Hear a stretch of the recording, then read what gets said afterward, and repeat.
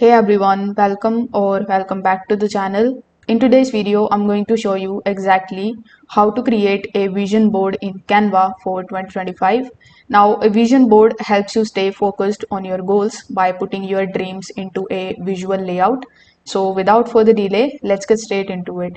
First of all, you need to come here on canva.com. Then you need to log in into your free account if you haven't already.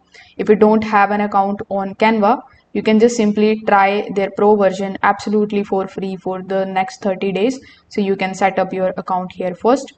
Once you have done that, you are going to see this type of section in front of you. Over here, you need to simply search for vision board. Now, once you search for it, Canva is going to show you the ready-made layouts that you can basically click on and start customizing. You can also pick any of the designs of your choice. So let's say I'm very much interested in this particular vision board. So after clicking on it, simply click on the option of use this template.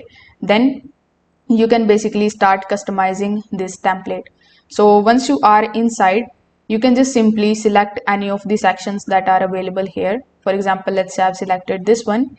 If you want to change its color, you can simply just click on it and change the color just like so.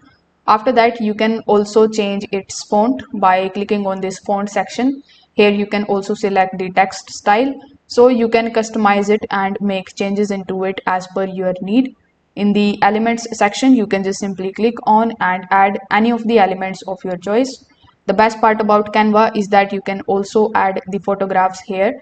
So let's say I want to add a travel photo. So you can just simply search for travel, then click on the option of travel tab.